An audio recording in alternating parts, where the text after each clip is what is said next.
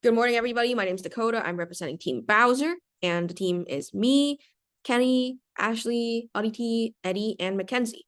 And so what our team was thinking was that the Bow Shuttle is something that a lot of people use, and we wanted to improve it and check out its pain points. So our target SDG would be 11.2, transportation, which is by 2030, provide access to safe, affordable, accessible, and sustainable transport systems for all, improving road safety, notably by expanding public transport with special attention to the needs of those in vulnerable situations, women, children, persons with disability, and older persons. So let's move on to our ad-libs. We basically examined two main categories of people that we thought used the BOW shuttle.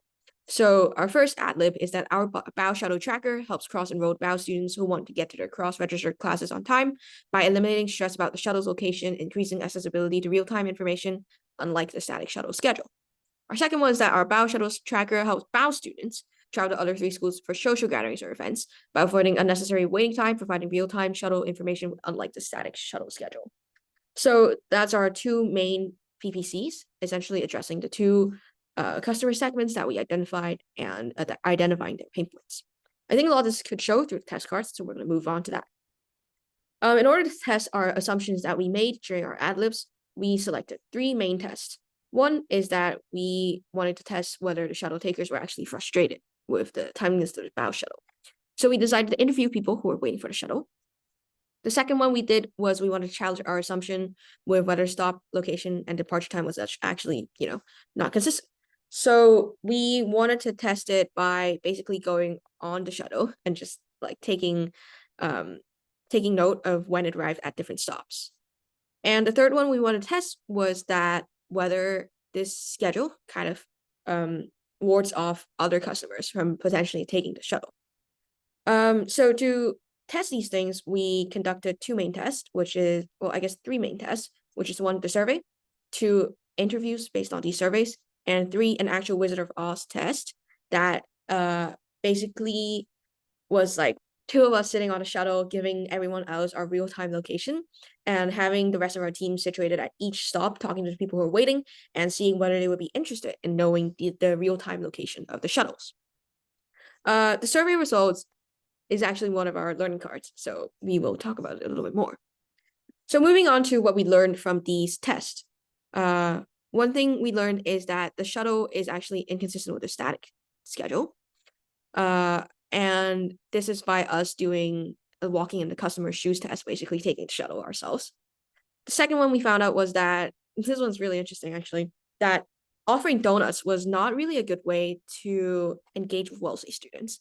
And we found out that Wellesley students, unlike Olin students, were actually very motivated to give feedback and learn about the shuttle based on how much they care rather than materialistic or external incentives. Our third thing that we learned was that survey feedback, we did not expect that many people to have a lot to say about the survey or like the BOW shuttle. So we didn't actually include a short form written like part of the survey. We just expected to talk to them. But we found out that we had a lot more conversations than we expected. So we're hoping that in the future, and one of the values we can provide is that we would give people a platform to provide feedback. The fourth thing we learned is that our assumptions about customer segments was rather correct. Not much to say about that. And the fifth thing we learned, this one's really interesting and kind of ties back to all the learning cards, was that Wellesley students and BOW shuttle, they actually value the BOW shuttle and use the BOW shuttle very differently compared to Oliners. And Bachelor students overall like just don't really use the shuttle, to be honest. And that our belief was incorrect, that actually a lot of Wellesley students just don't really use the BOW shuttle unless there's an external commitment. So speaking of all of that, we realized that basically by condensing BOW into just BOW students, we're missing out a lot of very critical information. And we also basically based a lot of our assumptions of what people care about, what their values are on our perspective as Olin students who use the BOW shuttle. So most likely we will be pivoting to new things.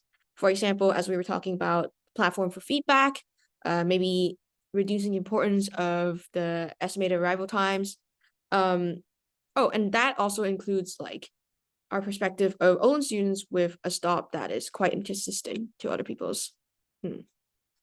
So the questions we have for you guys is that, are there any customer segments we're missing? What are some other incentives we can have for Wellesley students to give more feedback? And how do we improve people's knowledge about where stops are? Thank you.